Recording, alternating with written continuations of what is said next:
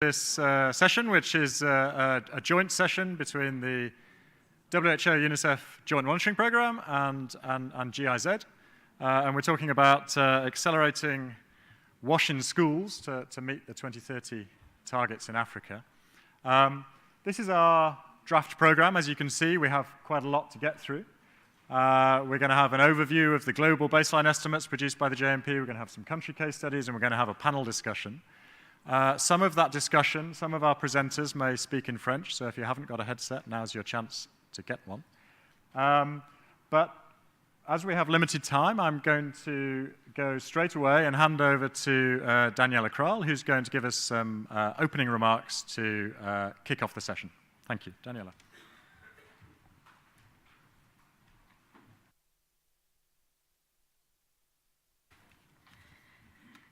I'm very happy being here today in this session on achieving universal access to WASH in schools with innovative monitoring and evaluation in Africa and beyond. As a representative of the German Federal Ministry of Economic Cooperation and Development, water and sanitation and hygiene are key topics for the German development cooperation, but in general, they are preconditions for development and ensure survival and, that is more important, a life in dignity for all. Given the massive benefits they deliver, the input needed is rather small. And that is a really promising condition to find more financial support. Investments in water, sanitation, and hygiene are, if you go to piped connected solutions, are normally very expensive, but here in this special area they are highly cost efficient and they are a catalyst for health, education and development in general. WASH contributes to improved education opportunities, and therefore SDG 4 of the Agenda 2030 has a special indicator. And the SDG 4 is on education, aiming at inclusive and education-friendly learning environments, which is primarily measured through access in WASH in education facilities. So if we work in this field, we are directly supporting the Agenda 2030. In cooperation with UNICEF and WHO, the German Development Corporation contributed to the development of the WASH in school indicators of the SDGs. This is SDG 4 and 6, so education and water, and is actively supporting the integration of these new indicators into the national monitoring systems of the education sector in many countries. But so much more is needed to improve WASH in schools worldwide. In this session, we'll shed a light on the global figures. BMZ, my ministry, continues to recognize this and remains a continuous supporter in these approaches, with a focus on consistent inclusion of water, sanitation and hygiene in the political and international discourse. And I would like to mention, if we talk about hygiene, a topic which is very much taboo till today is menstrual hygiene. That can be addressed through these programs and efforts as well. A special focus related to WASH in school is the global rollout of the Fit for School approach by offering expertise to bilateral, regional and global programs predominantly on the African continent. And in addition to the bilateral German portfolio, BMZ, the ministry I'm from, commissioned the global initiative Sanitation for Millions in 2016, which is focusing on access to WASH in institutions and is as well using the learnings and experiences of the Fit for School approach. So we have two global or broad programs to roll out the lessons learned so far.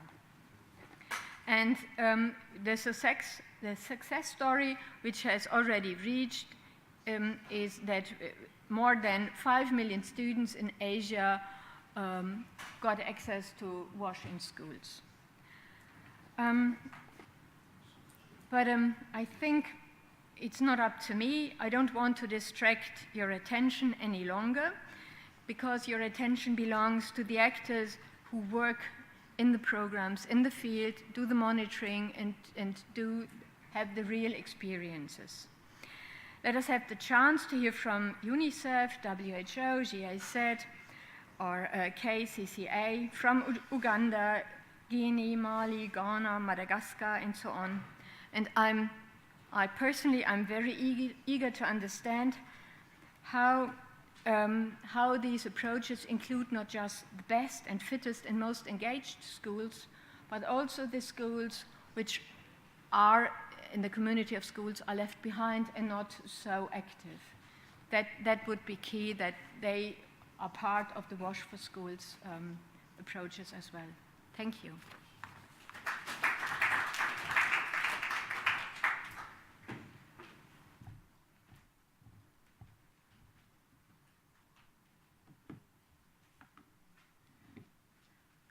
Okay, thank you very much, Daniela, for those opening remarks, and also for BMZ's great support for Wash in Schools. We're going to now start with an overview of the global situation, and particularly focusing on Africa, of Wash in Schools.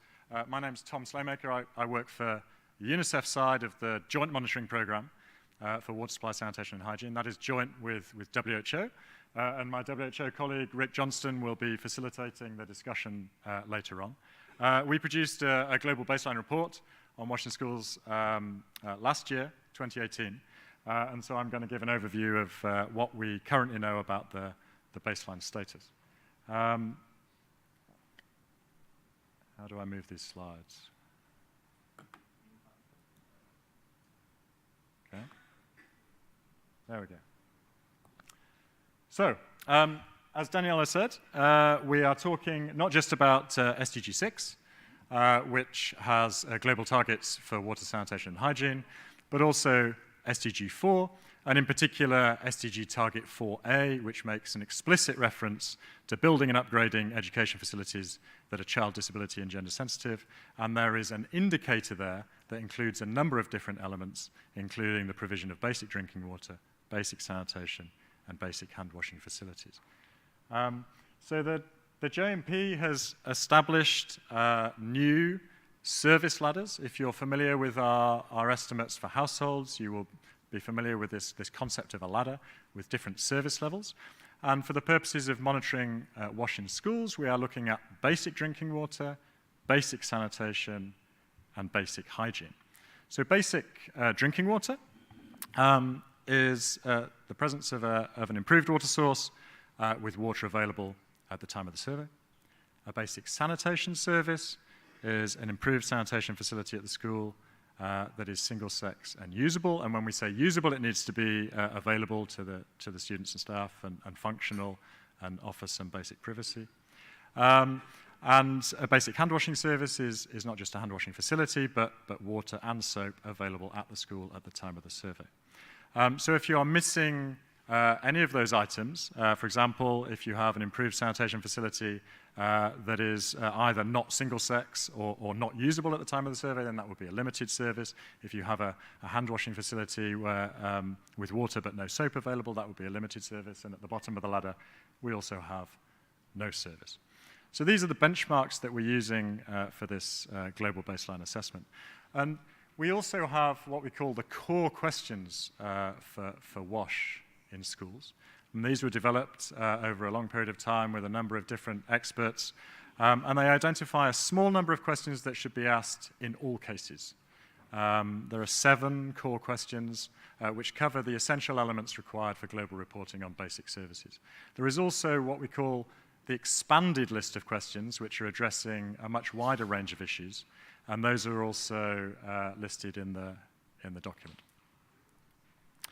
So, what did we find in our global baseline report? Well, firstly, we were able to produce estimates for 152 countries, which I think was a huge achievement. We worked very intensively with many of you to try and figure out what data is currently available, what we can use to produce estimates. But not all of those were able to make estimates for the basic level of service. So for drinking water, for example, only 92 countries were able to produce estimates for basic drinking water. But on the basis of those, we can have a global estimate, which is that 69% of schools had a basic drinking water service in 2016. You can convert that into the number of school-aged children who had or lacked a basic service at school, so 570 million worldwide who lacked a basic drinking water service at school. And we produce those estimates at the country level and also at the regional level. So for the SDG regions, you can see that we had data for 5 out of 8 regions. But the grey bars there indicate insufficient data. So while we know that nearly half of schools in sub-Saharan Africa had no service, no drinking water service at all, we weren't able to distinguish at the regional level whether the others were limited or basic. Same approach for sanitation. 101 countries were able to produce estimates, and on that basis we estimate around 66%, 2/3 of schools globally have a basic sanitation service. Over 620 million children lacking a basic service at school. A larger number of regions able to produce estimates, and on this basis we can see 1/3 of schools in sub-Saharan Africa with no sanitation service. For hygiene, generally less data available. We produced estimates for 81 countries with basic hygiene services. So about half of schools globally had a basic hygiene service on the basis of the countries with data. Nearly 900 million children without a basic service at their school. And in the case of sub-Saharan Africa here, you can see that we did have data for the proportion of schools with a basic hygiene service. That's a hand washing facility with soap and water available, but it's just 1 in 5, okay?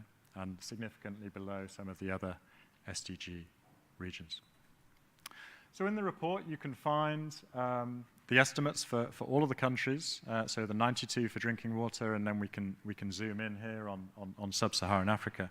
And I think the important thing to show here is that there is quite a lot of data, so a large number of countries in sub-Saharan Africa were able to produce estimates, but very wide variation in coverage levels, and around half of them below 50% with a basic drinking water service.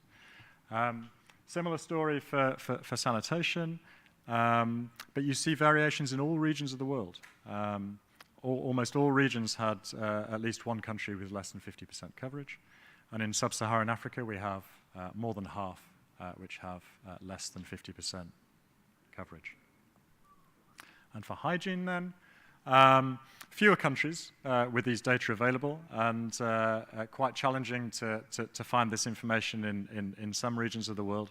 But in sub-Saharan Africa, we did have quite good data. A slightly smaller number of countries here, but you can see a very, very wide variation here. And this is a hand washing facility with soap and water available, and a huge variation. So one of the differences with the new indicators compared with the old ones is we're not just looking at whether or not there is some kind of infrastructure available at the school. We're also asking, in addition to having an improved sanitation facility, is it usable and is it single sex? In addition to having a hand washing facility, are soap and water available? And there's a big difference. So you can see on these graphs, up the left-hand side, that is the proportion of schools meeting the criteria for a basic service, and along the bottom is the proportion of schools with any kind of improved facility. So in this case here, I won't tell you which country this is, but you see nearly 9 out of 10 schools have improved sanitation facilities. But once we take into account whether they are usable and single sex, then it comes down to 1/3. And this is one of the reasons why we see quite low coverage levels, because these new criteria for washing schools are more ambitious than just having infrastructure. And this is part of a broader agenda for improving learning environments, an effective learning environment, and the indicators that are being used at the global level to track progress go beyond WASH.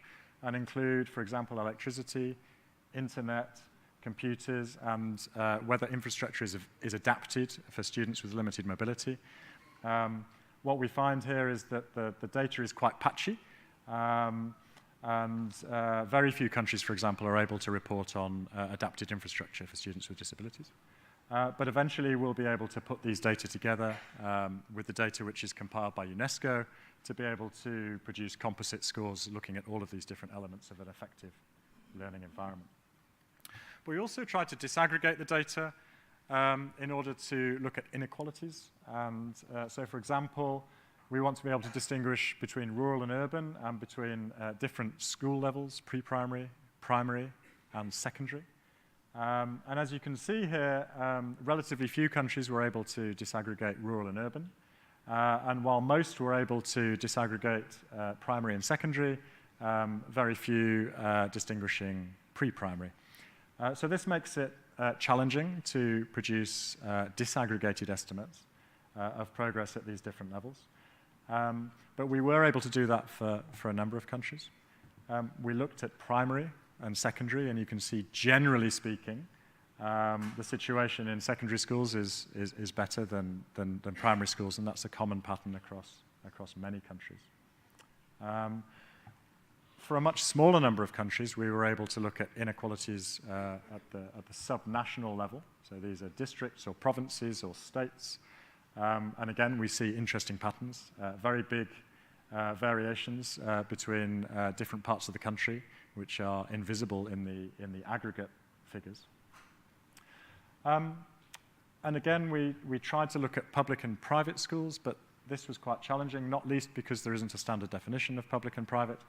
And what we found is there wasn't really a clear pattern. So you can see for Senegal here and Kenya that generally private schools were more likely to have an improved source than public schools, but there are also countries where the reverse is true. And so there's no obvious pattern, no obvious conclusion that we can draw. It's very important to point out that what we're looking at here is a basic minimum level of service, and of course there will be additional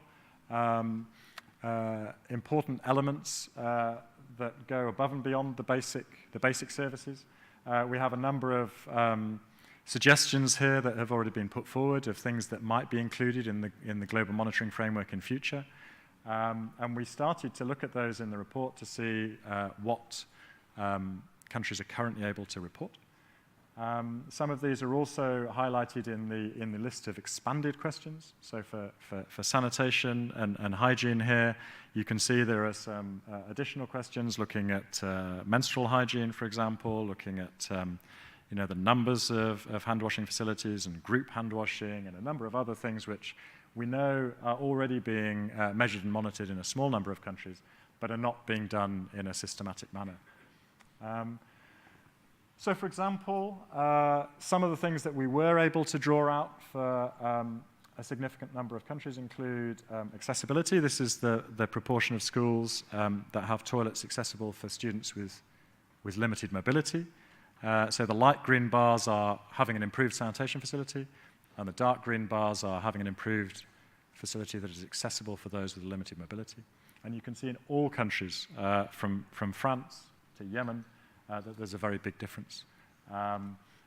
One of the things that it's important to note here that there are different definitions being used at the national level of what it means to have a facility that is adapted for students with limited mobility. So they're not really comparable across countries, but it shows that there's a lot of work to do on this issue. You can look at the ratio of students to toilets. Different countries have different standards. There's no universal global standard for this. But you can see for those countries that do have data, for example, Kenya, we can look at the national guideline, which is the red bar, and then the current ratio. And we can compare for girls and for boys, and we can see whether or not it's meeting the national guideline and then how it compares with other countries in the global database. And the last one I wanted to highlight here is menstrual hygiene management, which has been a major focus of much of the work, the recent work in Washington schools. And Zambia is a great example of a country that has integrated MHM indicators into the education management information system. And here you can see, looking at whether MHM is part of the education curriculum, whether sanitary towels are provided, and whether there are disposal facilities for menstrual materials. And you can see generally across Zambia quite low levels of coverage at the moment. Less than 50% already in the curriculum, and less than a quarter providing materials and disposal facilities. But there are also a number of other indicators relevant for menstrual hygiene which are being collected in other countries, which are listed in the report that you might be interested to look at. So what we have now in the global database, we have 152 country files. You can look at those, and you can go in and you can see what data is available and where that data is coming from. This is all national data sources. These are produced by ministries of education and national statistical offices. And we list in the country file what the data source is, what the figure was that we used in order to produce an estimate for the global indicators. And so you can see, firstly, what the service levels are using the SDG indicators, but also where the data gaps are. Okay? And important to emphasize that in many cases, these estimates are based on a limited number of data points. This is showing you how we produce an estimate for 2016 based on the data points available. In some cases, you can see that we have 3 or 4 data points going back over the last 5 to 10 years, and in other cases, we have just 1 data point. And so our confidence in these estimates, and also in the trends, the progress that we're making on WASH in schools, will depend on the number of data points available and the quality of the data that's being collected at a national level. But most of this data is coming through the education management information systems. The core questions that I mentioned earlier are increasingly finding their way into education management information systems and are being collected in a standardized way. But we also have data that is reported by ministries to UNESCO, which is another major source of information. And then we have the surveys, the school surveys. There are a relatively smaller number of those, and the school censuses. But these are the major sources of data of WASH in schools at the moment in the global database. And you can see that there's more data available for drinking water and for sanitation than there is for hygiene. So in terms of what next, there's a lot of work to do on harmonizing the definitions that are used at a national level so that we can compare across countries and we can produce robust estimates that allow us to benchmark progress. In the vast majority of cases, the primary focus, and this is especially true in sub-Saharan Africa, will be on extending access to a basic level of service in all schools. There's still a lot of work to do there.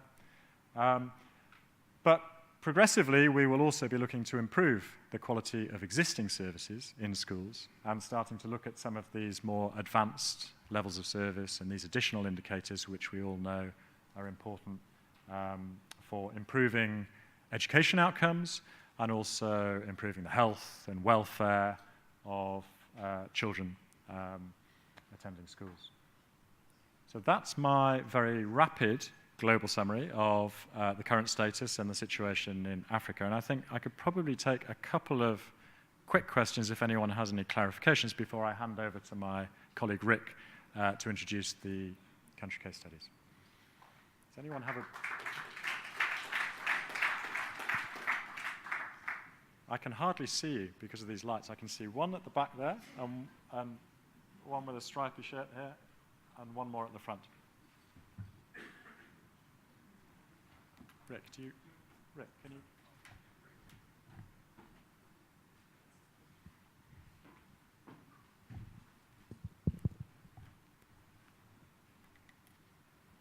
Hi, my name is Lara Nassar, and I come from Burda, West Asia, North Africa region. And I also work with Susanna. But one of my major questions is that when we do a lot of research, we realize that there are very contradicting numbers coming from different global reports. I honestly haven't looked detailed into this report or what the numbers compare to other UN and SDG 6 synthesis reports. But my question to you is, how can we make sure that these numbers are correct, because in the newest SDG 6 synthesis report produced by the UN, there were very contradicting numbers coming from their own reports with different UN organizations. Some of them might not even, are not very close to the actual numbers, but that's my first question. What would you recommend us to do when we do certain research and use one of these amazing reports like yours? Second question is, when you let us know that the data is coming from national institutions and national ministries, my basic question is in our region, sometimes and mostly these numbers are not correctly collected and or monitored. And how are we going to make sure that these numbers are correct? Thank you. Thanks. And we do have a few case studies from countries about how they are trying to collect high-quality data. Maybe I could take just one more question. I wonder if there's anyone from a government organization that had a question. Sir, you're from a government organization?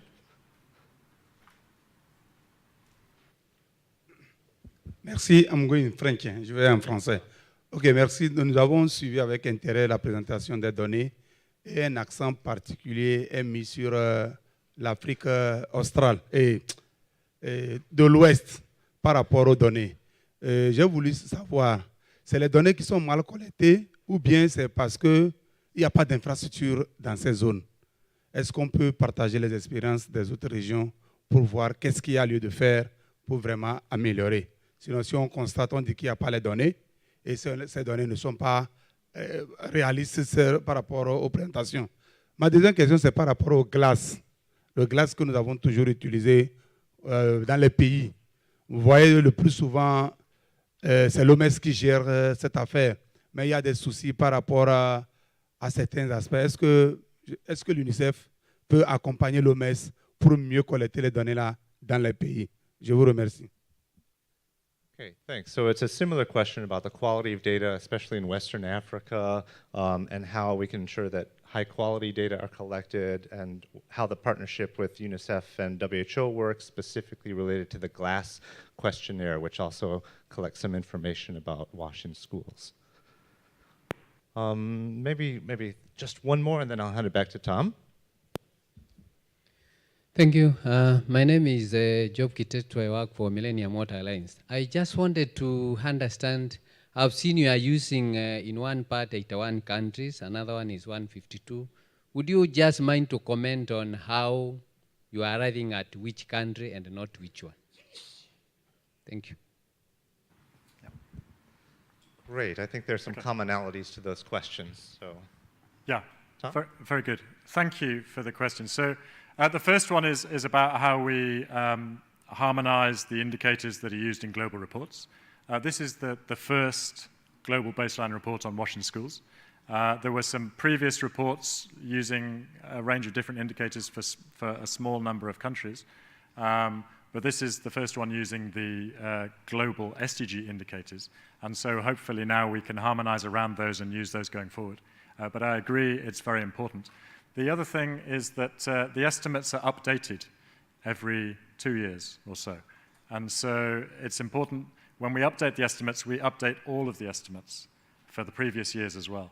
So it's important to be using the most recent estimates, which are based on all of the available data for a given country. But I think your point is a good one. Now, what the JMP does, the WHO UNICEF JMP, is to focus on the outcomes, the WASH services in schools.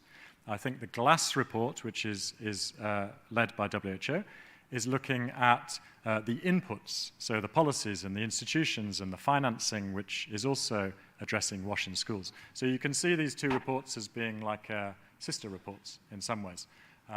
But we keep the two issues separate for the time being. But the general point, which I think a number of you were making, was about where does this data come from and how do we assure its quality? So all of the data comes from national data sources. It is government data, and it is coming from different parts of government. It may come from the ministry, it may come from the National Statistical Office, or it may come from some other third party. But in all cases, we firstly have to consult with national authorities to make sure we have all of the latest data, and secondly, to consult to make sure that we have correctly interpreted the data which is available. And we did that for all countries. We're required to do that each time we produce a report, and we take it very seriously. I think one of the biggest challenges is actually the quality of the data and the data gaps. So in many cases, there are some big questions about exactly what was collected, what was the definition, what was the formula in the questionnaire that was used, and how consistently has that been applied. And it's very difficult for us at the international level to go around quality assuring all of these data collection processes. We cannot do that. So at the national level, UNICEF and WHO are strongly supporting the strengthening of the data collection systems to make sure we improve the quality of the data. But we ultimately rely on the governments to provide that role, and especially the national statistical offices, to decide which data sets can be used and which cannot be used for the global estimates. I hope I've answered the question. I'm now going to hand over to Rick, and Rick, you are going to introduce the case studies. Yes, and I think some of these themes about, how can countries collect data that's quality, that's reliable, and that informs their programming. We'll hear some nice examples of these. So I'm going to bring up one by one these 5 case studies and ask them to make their brief presentations. We only have 5 minutes each, so we'll have enough time for discussion afterwards. But then I'll ask you to remain on the podium here so we can have a panel discussion and then open for questions. So first, I'd like to welcome up Juliet Namudu from the Kampala Capital City Authority, where she's Director of Education and Social Services. Juliet, and you can just advance with this button. How do I use this? Just press the green button there. That should advance this. Okay, thank you very much. Good morning, everyone. My name is Juliet Nambi Namudu, and I'm the Director, Education and Social Services in Kampala Capital City Authority. I'm here to share with you a case study of the capital city of Uganda. Like Tom has just shared with all of us, those are the statistics of the status of Uganda in regards to wins. And as a capital city, we truly fall in those levels. You realize that in regards to drinking water, we are trying to do the best we can at this point, with 69% of our children getting drinking water in schools. We have improved greatly in the sanitation area. 7 years ago, before KCCA came into being, we had one toilet stance to 100 children. And as we speak now, it's gone down to 1 to 40. Which is actually the government requirement, and we're very happy to be moving in that direction. We hope we'll do better going forward. We have challenges with hygiene, as you will realize. That is to do with hand washing with soap, to do with menstrual hygiene, but we're moving in the right direction, slowly but surely. The government of Uganda has a WINS national standard. And as KCCA, we are coming up with how we can monitor and supervise all these beautiful facilities in sanitation in our schools and availability of water and hygiene using a 3-star approach. And we have come up with an assessment tool that we are still working on with our colleagues from Sanitation for Millions. A few weeks ago, we were having this whole idea being piloted in our city, and we hope that we will use this to monitor and supervise the water, sanitation, and hygiene. And you realize that we're looking at having availability of drinking water for all our children, having sanitation facilities that are usable and are accessible. What we're doing with Government of Uganda and KCC as well is to ensure that every toilet facility that is being constructed in our country and in our schools has accessible facilities for children with disabilities. So there is a stance for those children who need it, both for the boys and for the girls, and they're separated. We have to make sure that they're functional, and we have to make sure that there is privacy. So they must have the doors and everything that goes with it. And then when it comes to hygiene, we're trying to see how can we get to the level where we have availability of water and availability of soap. And we want to go into the whole process of group hand washing so that it becomes a part of the children's learning. So these are some of the areas that we are going to be looking at in the 3-star approach. We'll be looking at, in water, we are looking at, can the children bring water from home? If that is there, then that school is 1 star. If in sanitation, at least there must be a toilet facility that is usable, accessible, functional. The toilets must be clean, and there should be no signs of open defecation. In terms of hygiene, students participate in their daily group hand washing, and all the other stars that as they go down. Now, this is the big area that we really, really want to think about. After we have come up with a tool, we would like to have all our 79 government and aided schools oriented in using the tool. And then they will assess themselves, do the self-assessment. We will then do the validation as KCCA. We will use the data that has been collected to study it, see where are the gaps, which schools are in star 1, which ones are in star 2, and how can we get to star 3. We will use this data and share it with the schools so that they know where they fall, where they stand. And together with them, because some of them will be learning curves for us as management, as the authority, others will be at the school level. We will use that data to plan on our way forward, and then also make sure that we implement what we've learned and the things that we want to bring on board, so that at the end of the day, we can all have all our schools at the 3-star level. We want to keep all these things very simple. According to the different schools that we have the schools that are doing quite well, but we have the schools that are struggling.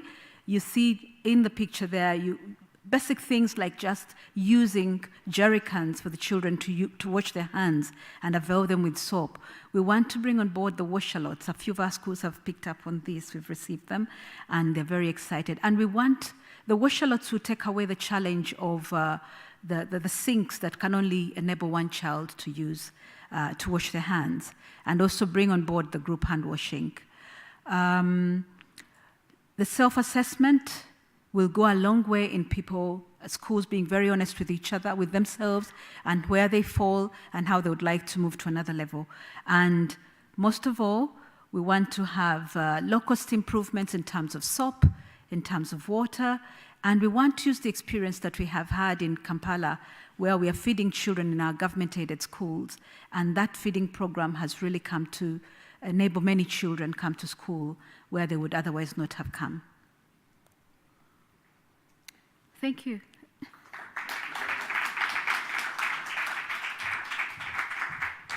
Oh, and okay. Thank you very much, Juliet, for a very short but informative summary of the interesting program in Kampala. Next, I'd like to invite Mr. Alpha Mamadou Diallo from the Ministry of National Education and Literacy in Guinea. He will be presenting his presentation in French, so if you have your headsets and need them, please follow on. Monsieur. Voilà, je m'excuse, j'ai des problèmes d'yeux. Bien.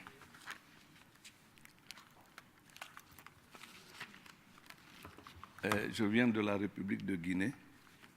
Bonjour, mesdames et messieurs. En Guinée, nos enfants souffrent beaucoup de maladies pathologiques.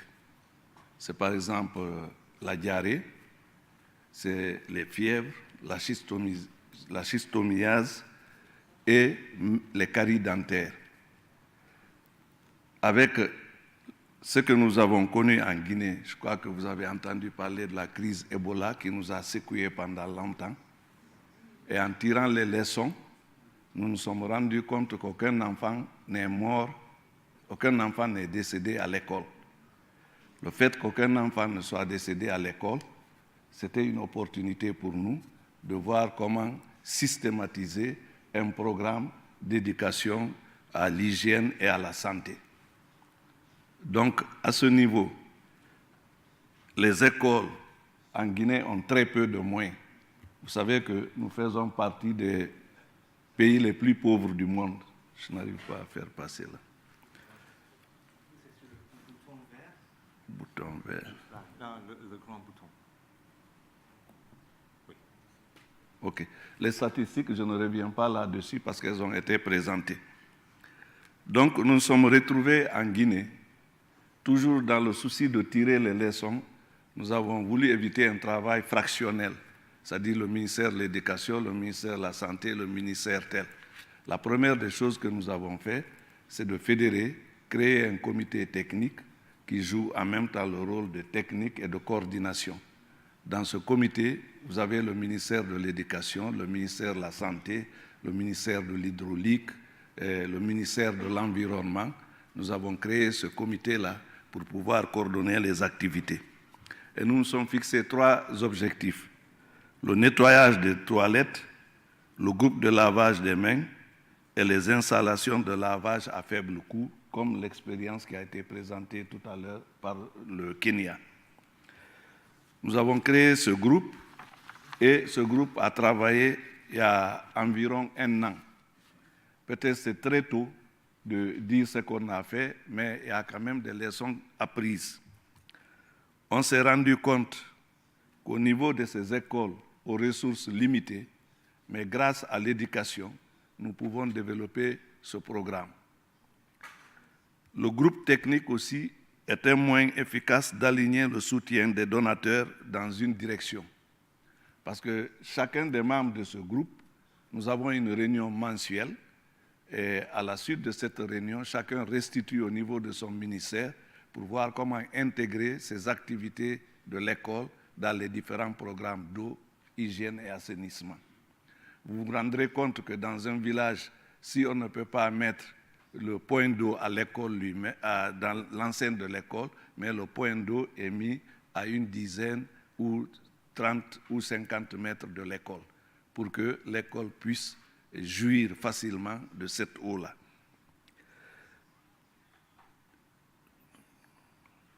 Et ensuite, nous sommes fixés des objectifs avec 3 directives que nous avons appelées les 3 étoiles.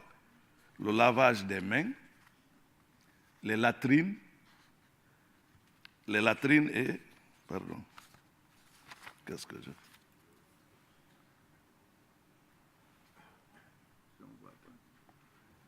Donc, il y a les 3, le lavage des mains, les latrines séparées, plus maintenant, le troisième ne vient pas. Vous dites l'eau potable. C'est les 3 que nous nous sommes fixés comme objectifs. Et nous pensons pouvoir réussir parce que dorénavant, tous les partenaires qui nous accompagnent dans les constructions d'écoles, c'est obligatoire d'avoir des toilettes séparées, c'est obligatoire d'avoir des toilettes avec rampe pour les enfants porteurs de handicap, et c'est obligatoire de mener ce programme d'eau potable, d'hygiène et de lavage des mains dans les écoles. Et nous avons un vaste programme qui doit démarrer en 2020.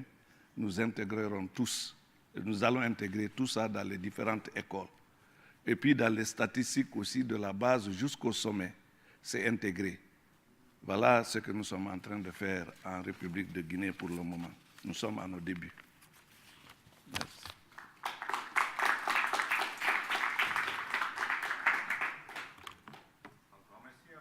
Oui, c'est pour qui?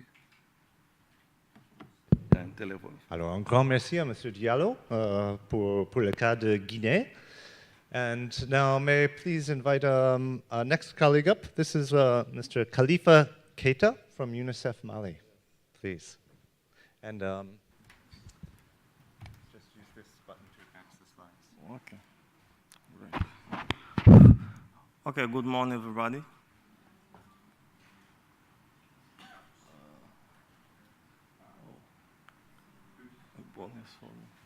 Okay, so I'm going to present the Mali Wash in Schools program, especially regarding the monitoring components.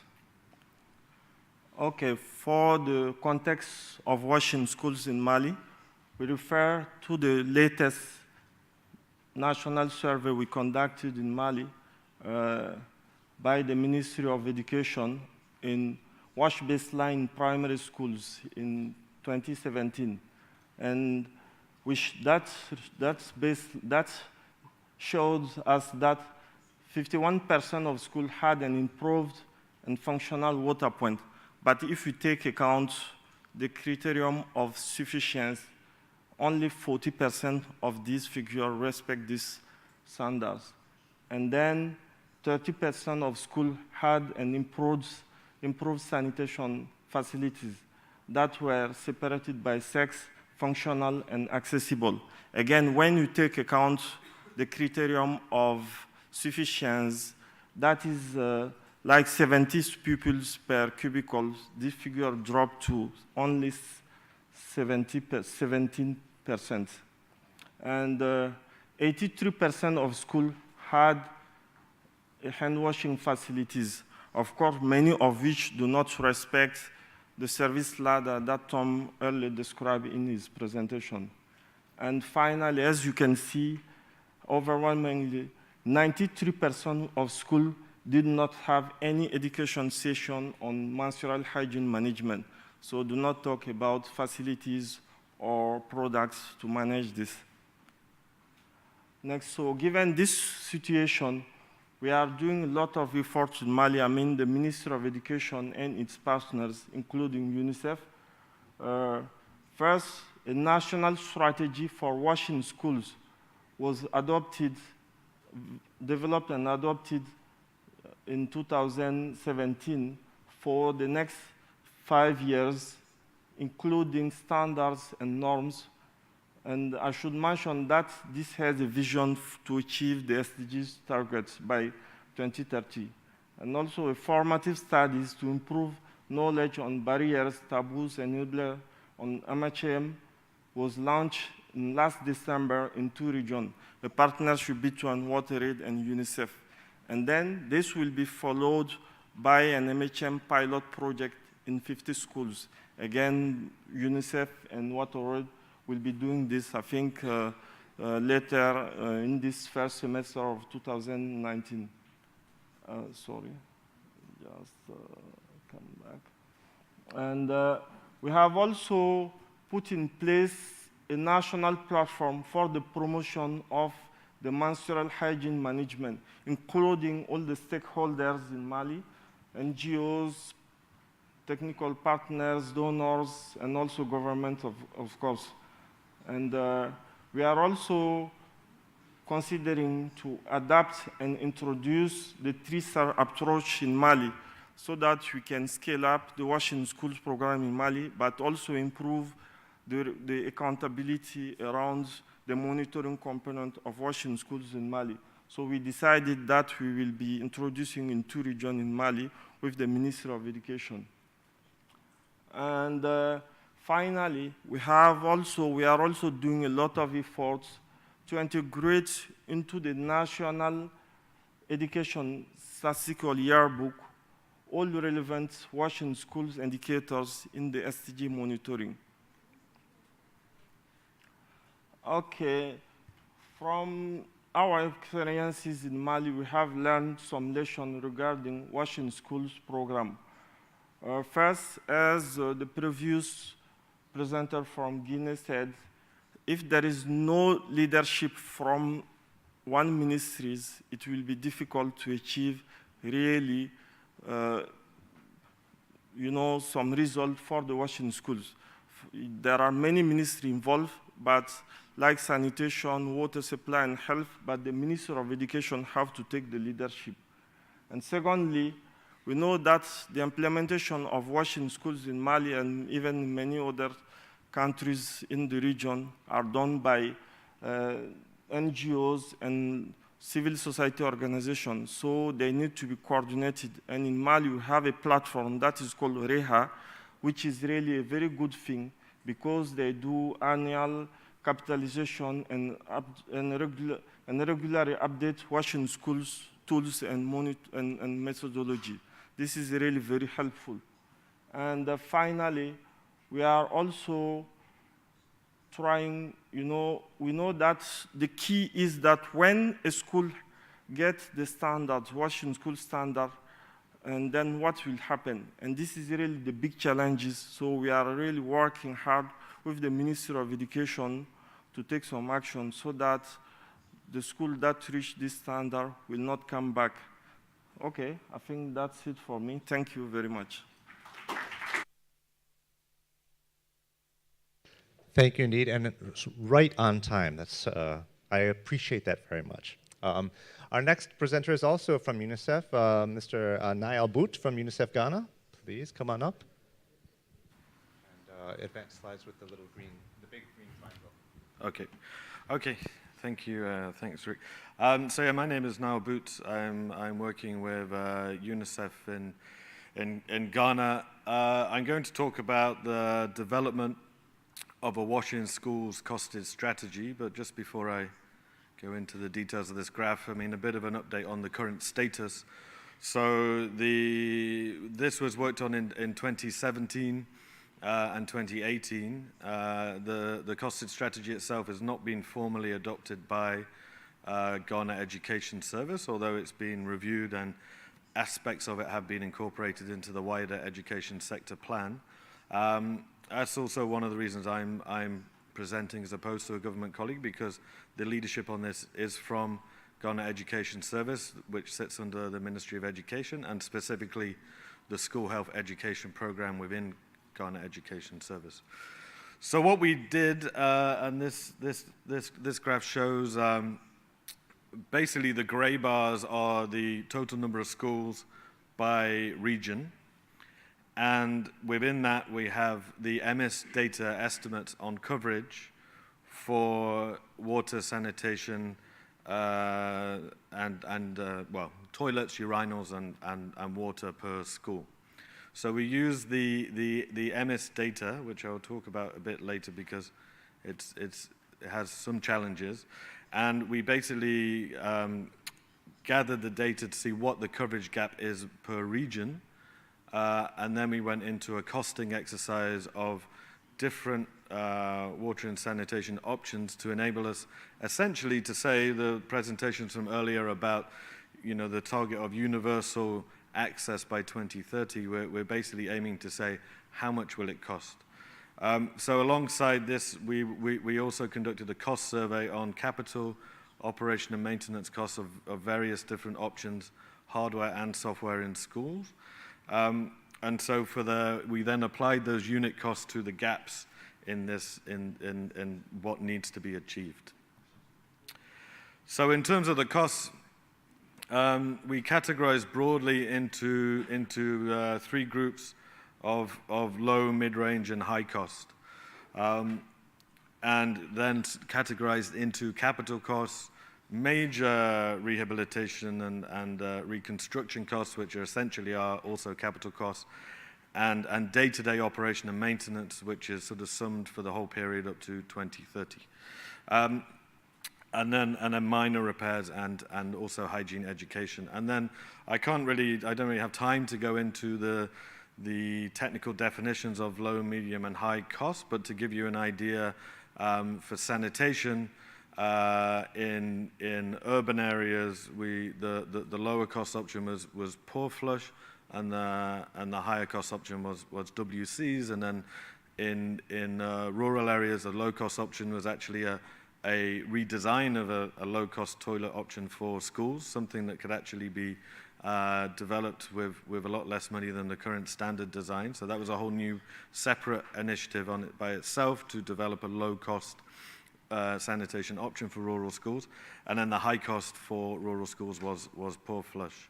So using that, we were able to show, and I mean, the big number here is that the capital investment cost between now and 2030 to have universal access to wash-in schools in Ghana with the existing standard designs, which to a large extent follow the high cost option, would be about $300 million, and that's just capital costs, not taking into account the operation and maintenance.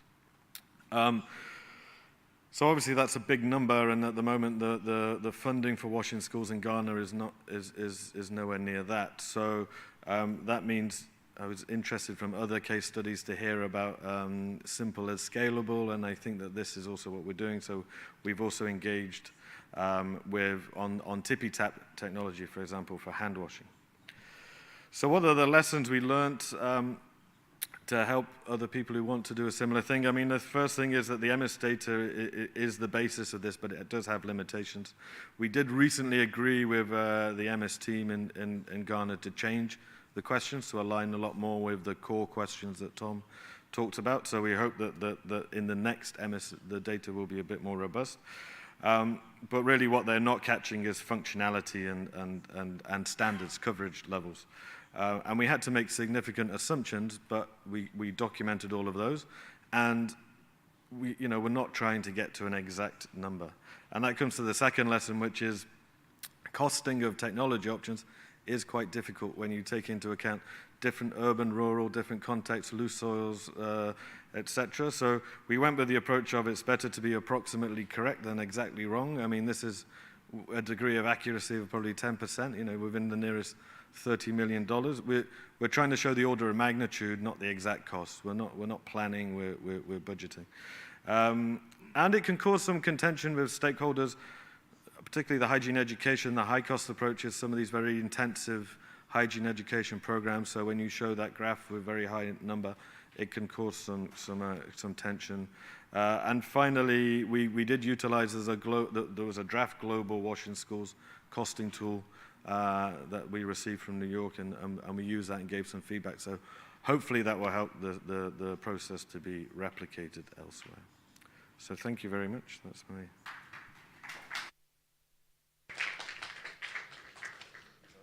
Yes, pretty much. Thanks very much, Niall. Our last panel, or our last case study, actually, is going to be also from UNICEF Madagascar. Can I invite Brigitte Pedro to make a presentation?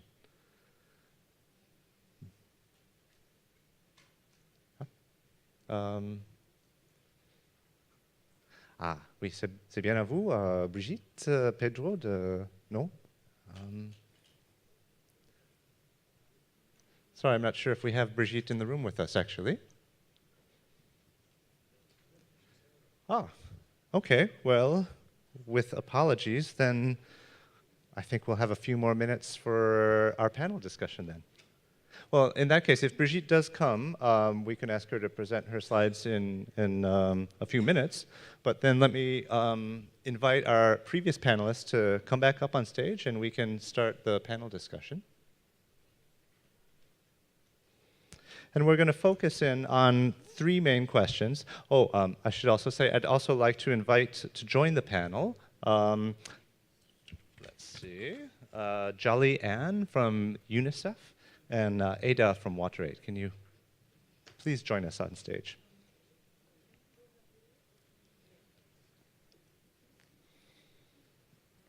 Okay, thank you.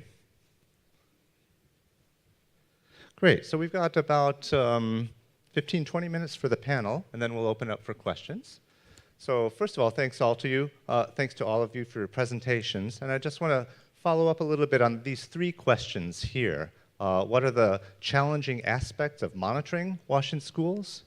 What are the challenging aspects of improving and scaling up WASH in schools? What are the bottlenecks, and how have you overcome those? And finally, how can we all work together to accelerate progress on WASH in schools? And I don't think we'll have time for 3 rounds through, so let me just start off with one question for each of you. And I'm going to start with Juliet from Uganda. Okay, I'll give you the phone, the microphone. So I thought that this schematic you had of establishing standards, sensitizing on standards, having schools make a self-assessment, and then having the Kampala city make some spot checks to verify the assessments is very interesting.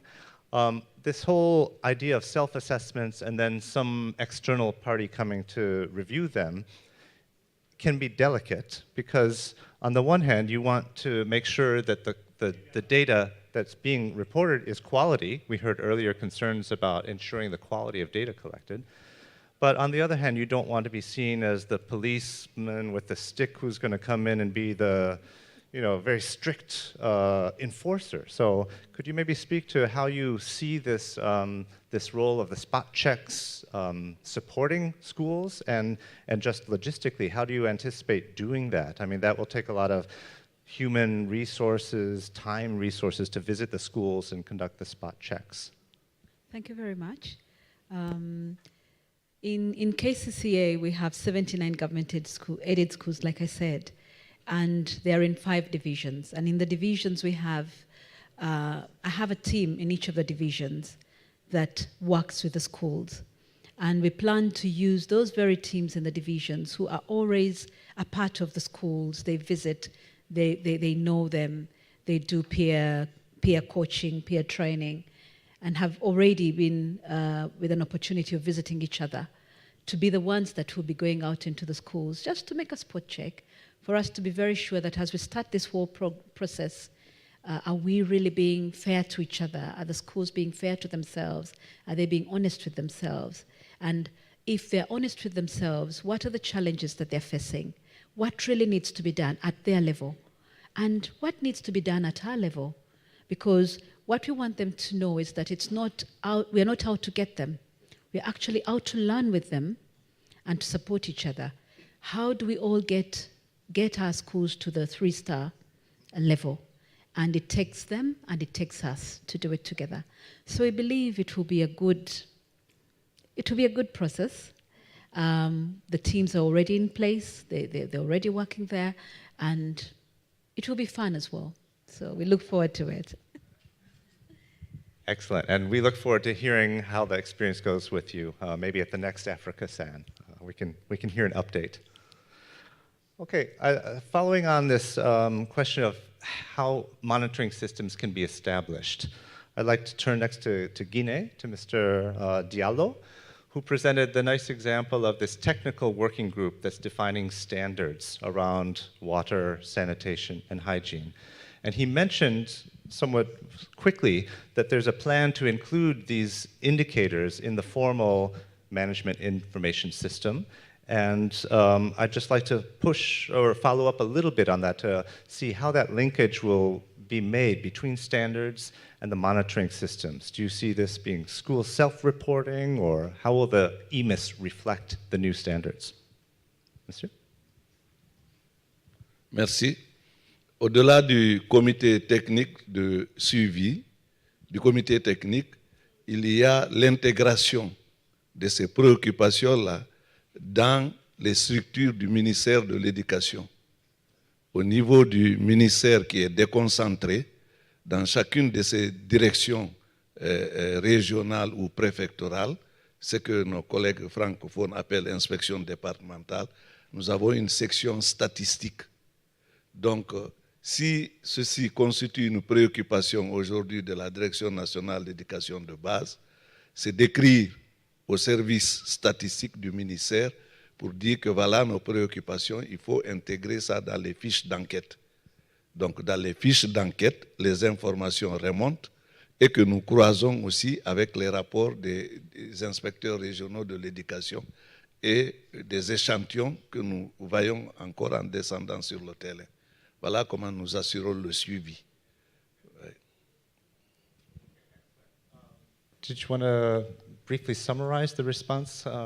Et c'est ce suivi-là qui nous permet justement dans les futurs programmes de dire, voilà, tel nombre d'écoles, il faudrait construire les latrines, ou bien il faudrait améliorer le lavage des mains, ou tel.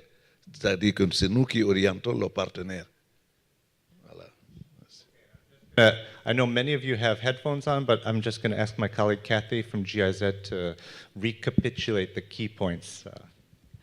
Yeah, maybe just very briefly, just to explain that Alpha shared that the experience is that the technical working group first establishes the standards at the national level for all schools, for Washington schools, and then they coordinate through the existing systems of the ministry. So at the local level, then at the subnational level, there's statistics office, and the Bureau of Basic Education then coordinates together with the Bureau of Statistics to indicate what is needed to be integrated into the existing EMIS survey form, for example, to collect that data and then feed it back in. And in that way, then you have the data that's needed to identify which schools are still lacking which aspects of WASH. Maintenant, pour ce qui est des statistiques, je voulais dire que pour éviter plusieurs statistiques, nous, les différents ministères, quand les statistiques sont produites, par exemple au niveau du ministère de l'Éducation, il y a une séance de restitution officielle avec la présence des bureaux de stratégie et de développement des autres ministères, plus l'ensemble des partenaires. À ce moment, tout le monde utilise les mêmes statistiques parce que c'est partagé. S'il y a des remarques, elles seront prises, mais pour que ce soit un seul document. Merci. It was just about ensuring that there's an intersectoral agreement around the data that are being used, so it's not the case that one part of government is producing statistics or using definitions with one set of definitions and another one differently. No, it's all one harmonized set of statistics. Okay, following on the same theme of working with statistical offices, Khalifa, in Mali, I noticed on one of your slides that you were talking about integrating these new indicators into the educational statistical yearbooks. And I know that this WASH baseline assessment that was made, it was a big effort, but it was done kind of in a survey, a one-time type of event. So how do you see transitioning from a dedicated one-time survey to routine data collection and getting in the educational statistical yearbook? Okay, thanks, Rich. I think this is really a good point, and this is what we are working currently now in Mali. As you explained, we conducted this survey, but at the same time, we are working with the Ministry of Education because in Mali we have what we call the statistical cell that the government established for sectoral minister, including the Ministry of Education. So this statistical cell is the cell that actually conducted this survey. So we are working with them so that they can integrate the WASH indicators in the national. I think annually they conduct some survey in the schools. These are only based on academical criteria and aspects. So we are working with them so that they can take account the WASH indicators, like relevant WASH indicator on water supply, sanitation, and hygiene. But in Mali, it's not very, very easy. We have already integrated in the curricula of primary school teachers, the WASH in their training, and we are actually implementing this. And so it took a long time before we get that, but we are working with them, and we are actually also reviewing the national education program in Mali, and which will come out with all the monitoring and evaluation system. So this is like we are at cross time. We need really to integrate this, and if we do that, so this can be done routinely. That's an excellent example. We've always talked about the need for Washington schools to be centered in education ministries and not in WASH ministries, and certainly integrating these types of indicators into the assessments, into the statistical yearbooks, that's really placing it squarely within the education ministry. That's excellent. Let's try and shift now to some of the bottlenecks to scaling up Washington schools, and I'm going to ask Niall from Ghana. You identified, of course, financing is always one of the major bottlenecks, and it's great that you've done this costing assessment, but $300 million is out of reach. So maybe you could speak a little bit with how you see the sector using that knowledge to prioritize, Does it mean doing more of the low-cost options, or having more of a phased approach, or trying to raise more funds? How do you see balancing the low-cost and the high-cost options given the resource limitations? Yeah, thanks. I think it's it's certainly a challenge. I mean, obviously, $300 million on school infrastructure alone, capital cost is significant. I think the way we need to maybe think about it is incremental improvement, stepping up the ladder, if you like. You know, that things are gradually improving, and to make sure that it's widely understood within the sector as to why we need those low-cost options, and you know, to like, because your choice is essentially, do you serve a few with very high quality services, or do you serve everybody with something that is that meets the basic requirements of WASH infrastructure in terms of clean water and, you know, safe separation from contact with excreta, but you know you can scale. And I think that in Ghana there is some resistance to that. Like, it is clearly the desire that schools in Ghana have the best. And everybody wants that. So I think that it's that trade-off. And actually the term low-cost option is it actually got changed in the final draft. It was actually interim solution actually that was put there in the end. So it's not saying like this is where we are and this is where we will end up, but looking at that. And I think that number just is a reality check to sort of say, right, if we want universal access, we might need to think slightly differently to enable that to happen by 2030. Some kind of balance between interim and more long-term solutions while trying to raise more funds, I suppose. Okay, let's move on to the third one about partnerships and how we can work together. And we have two new panelists from WaterAid and UNICEF. I'm going to ask kind of similar questions to the two of you, but let me start with WaterAid. You've been working on WASH in schools for a long time, since before there were SDGs, since before we had Target 4A about WASH in schools. Could you maybe reflect on how the approaches within WaterAid have evolved or been influenced by this new SDG agenda and the indicators, and how it changes the way you're working with countries? Thank you very much. First, I'd like to start by appreciating, the mention at least of all the work that we're doing in collaboration or in partnership with UNICEF in Mali. Very interesting work from there, so thanks. But also, again, before our work in WASH in school, as you mentioned, has been ongoing for a while, and then we lean a lot on most of the approaches developed by others, because we do not always believe we need to reinvent the wheel and develop our own specific approaches. So some of our country programs use the 3-star approach, and other approaches are there in terms of implementation on ground. We've also recently provided a guideline, especially with the advent of the SDGs, that suggest to our country programs and the partners we work with, particularly government in country, on how we would like to see inclusive and sustainable school WASH programming. We have that guidelines that is also bringing together of the key approaches that we've applied across the board as worked. Having said that, our focus really going forward, and this is coming out of recent evaluation of some projects that we've implemented in a number of countries. We've been lucky to have had the chance to conduct a number of multi-country interventions or programs across Asia and Africa. And consistently across that, with the post-implementation monitoring surveys that we do, as well as the evaluation of those projects, we realized that we were not achieving the levels of sustainability that we were hoping for. And with that particularly, I thought right now on the fact, we're questioning ourselves, why are we not achieving this? And this is something I'm sure a lot of you in the room here that walk around school WASH or WASH in schools would, recognize and to resonate with you. Go into a school, you find a number of toilets that have been built by other partners before you get in.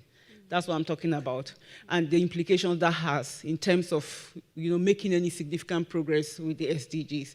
And we have the baseline report now, but I fear, or we think, that if we don't do something about that specifically, avoiding the situation where we continue to have facilities in schools that are broken and we come and put new ones and come and put new ones, we fear that if we don't address that, we would, a couple of years down, the next time we're doing an update on this baseline, we won't make significant progress because we'll spend time, rebuilding new ones. So what I'm saying specifically, and the thinking going forward for us, is we're looking and thinking about what partnerships, what models of sustaining operation and maintenance of existing facilities are we putting in place? What models exist that ensures that facilities, once built, are maintained and operated such that I continually provide access for the children in school?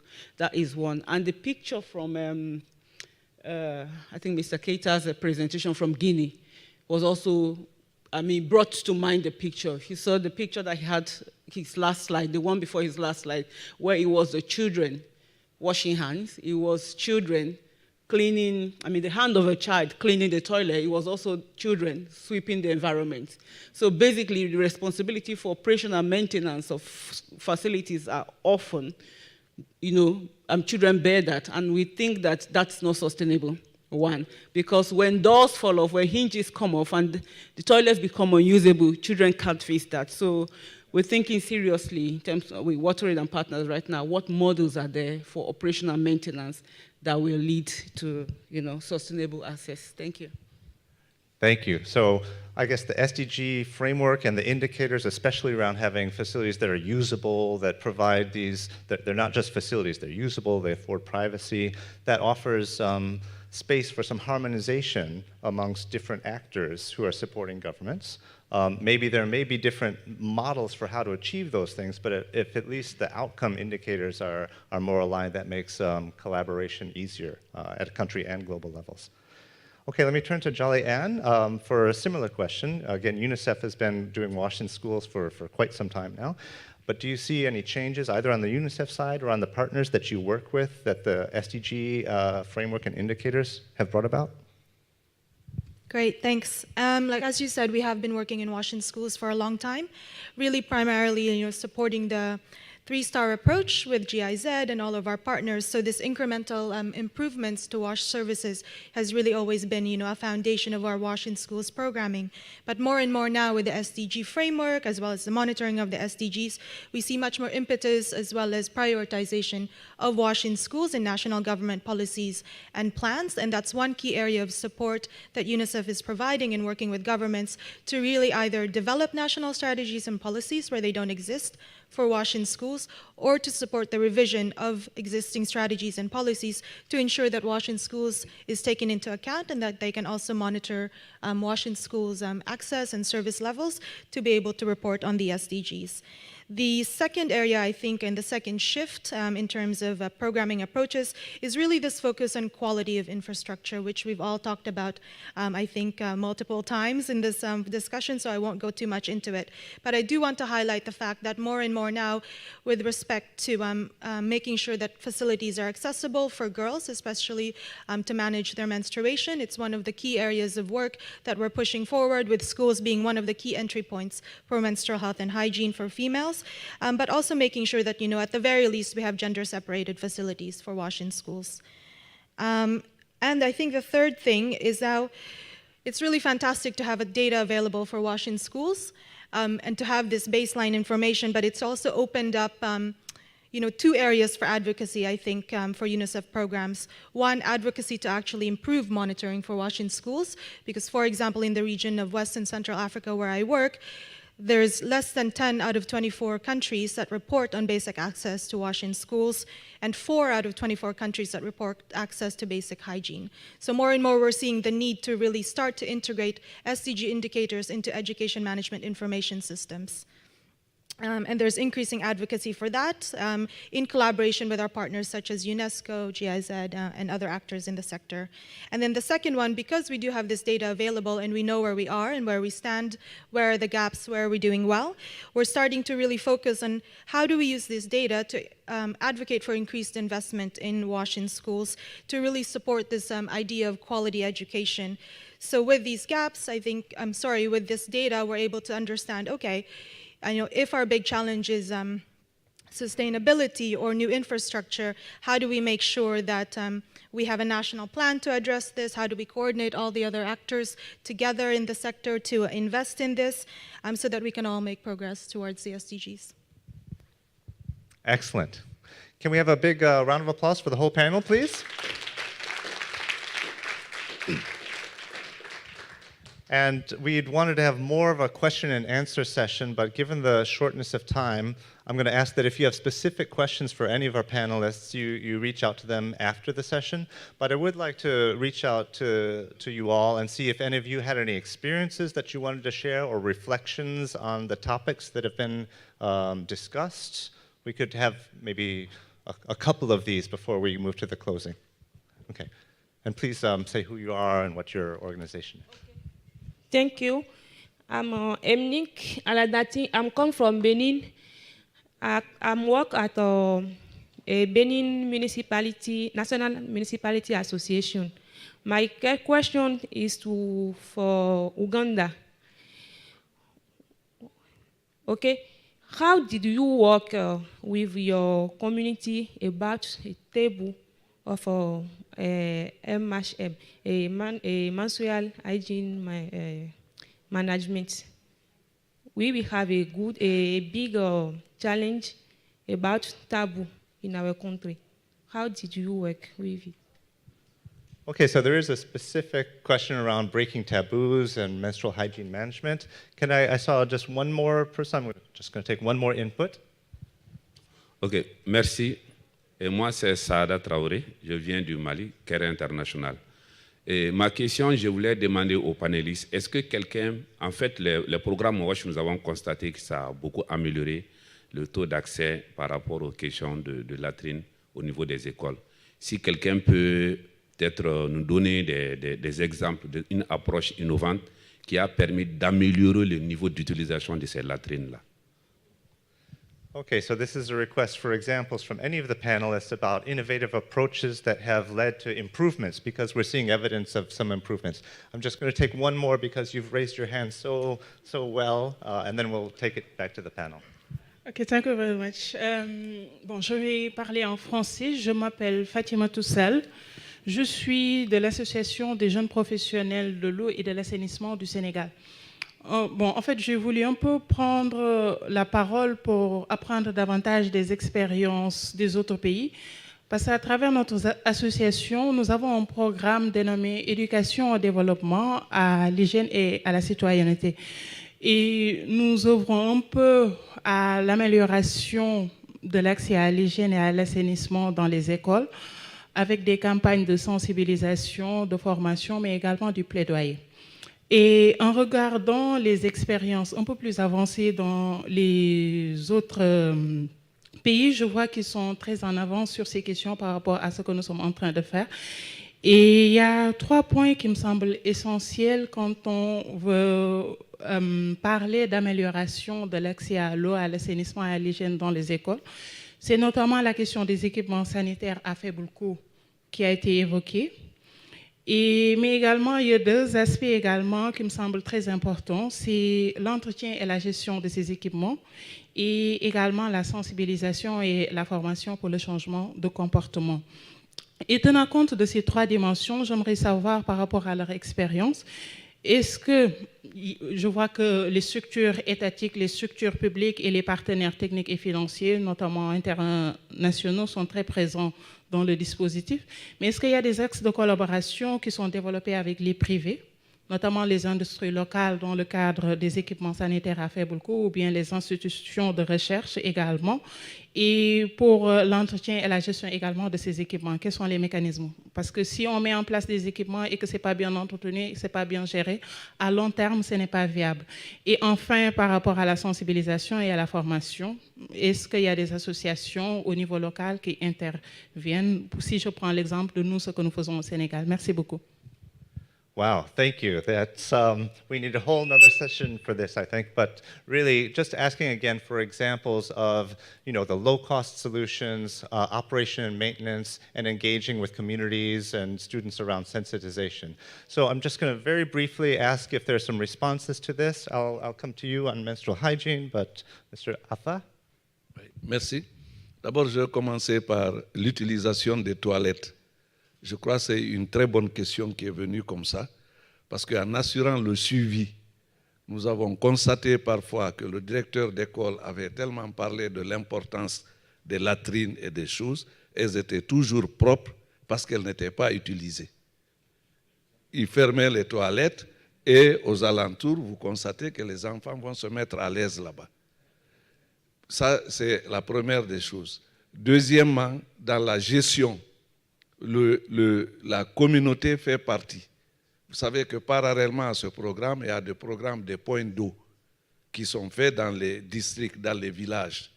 Donc, de la même manière que ce programme, que ce forage-là est entretenu, s'il y a des équipements à l'école, c'est l'association des parents d'élèves et amis de l'école qui prennent les coûts en charge. Maintenant, troisièmement, la sensibilisation, elle est bien. Elle doit être faite par plusieurs entités. Mais il faudrait faire en sorte que le programme de l'eau ne soit pas un appendice indépendant des curricula, comme il le disait tout à l'heure. C'est-à-dire qu'il faut qu'à l'école, que le maître, dans son cours d'éducation civique, éducation à la citoyenneté, dans le cours de sciences d'observation, qu'il y ait quelques minutes qui sont réservées parce que ça peut avoir un impact sur le changement de comportement de l'enfant. Pour que cet enfant devenu adulte demain soit différent de l'adulte que nous avons aujourd'hui. Sinon, on aura fait des investissements qui n'auront pas été rentables. Merci. That's excellent. And it just shows again why Washington Schools has such potential, because we are creating the next generation. So one last feedback, there was a specific question around breaking the taboos around menstrual hygiene management. Do you have any experiences to share from Kampala? Thank you very much for that question. What we are doing in Kampala for the past 7 years is to make sure that every toilet facility we are constructing has a bathroom for the girls, a shower room, a bathroom for the girls, tucked away on the girls' side, so that the girls are able to use it if they need it. We realized over the years that many girls would not come to school for all the times they would be in their menstrual periods. But now with those bathrooms and also ensuring that very lately we are also making sure that if they have their sanitary towels, how can they dispose them off without anyone else noticing? So we are doing that as part of the construction works as well. But it has really gone a long way in helping us. We are still not yet there. We do not have the sanitary towels to give to the girls when they come to school. We expect them to have them most of the time in our government-aided schools, but at least we know that this child has a toilet facility to go to, and she can also have water and a bathroom to use should they need it. And it has gone a long way in keeping the girls in school and having their dignity maintained. That's great. And again, by asserting that this is a normal thing that should be talked about in schools, we're preparing next generation for broader society. Okay, I'm afraid we need to wrap it up here, so I'm going to invite, first of all, another round of applause for our panelists. Thank you so much. And just for a few closing words, I'd like to invite Bella Mons from GIZ to give some summary in closing. And then Kellyanne, I think, will formally close the session after that. Takeaway is basically the initiatives, most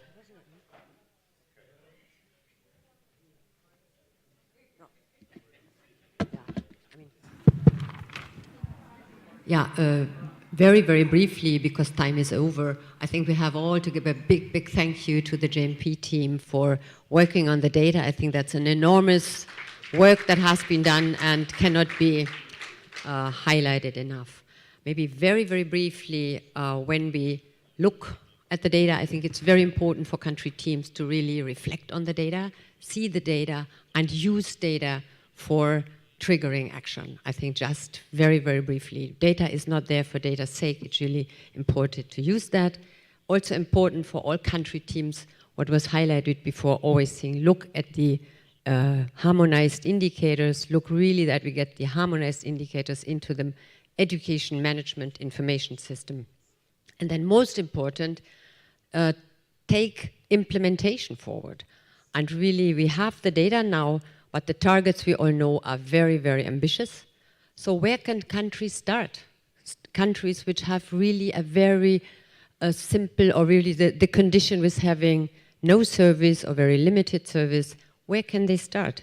And I think important is that the journey, that to start the journey, and the journey does not start with infrastructure. The journey starts with that we maintain and clean what we have, and that we do what we can do with the available resources we have. And then we get ready for infrastructure to come. And I think that's all at the moment. I think what I would like to encourage and invite all of you to participate with us in the working group meeting, where we can discuss much more in detail the way forward, the implementation issues and the stories we have to share, and how do we bring forward the situation in Africa. And yeah, I'm happy that Kelly will also join here and speak some words. Thanks so much. Yeah, the closing and the closing.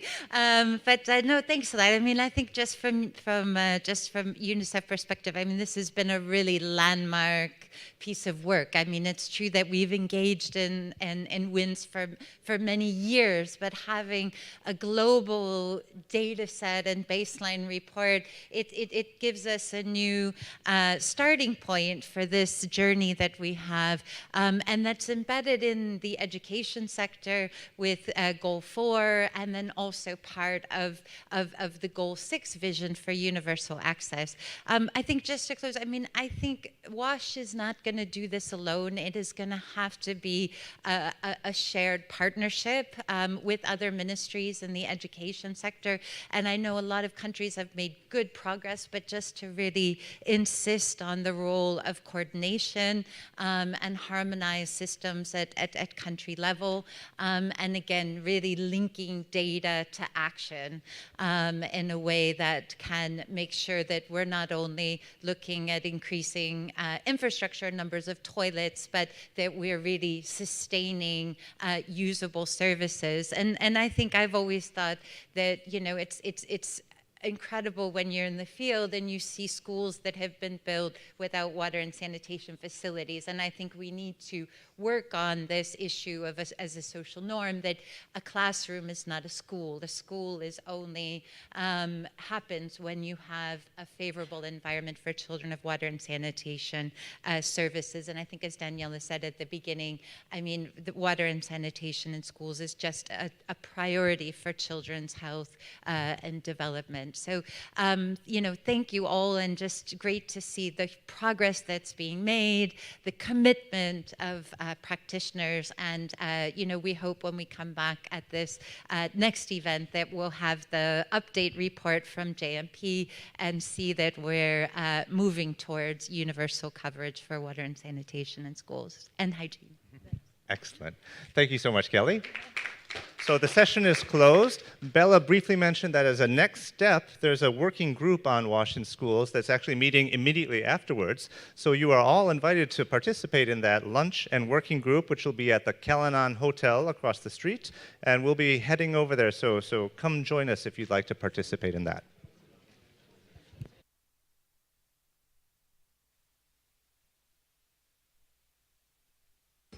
Hello. Okay. And for anyone who isn't joining the WASH in schools, I think I'll let people go eat their lunch. But anyway, there's one more monitoring session here, which will start at 2, and that's going to be an interesting session on mobile data and the private sector use of data.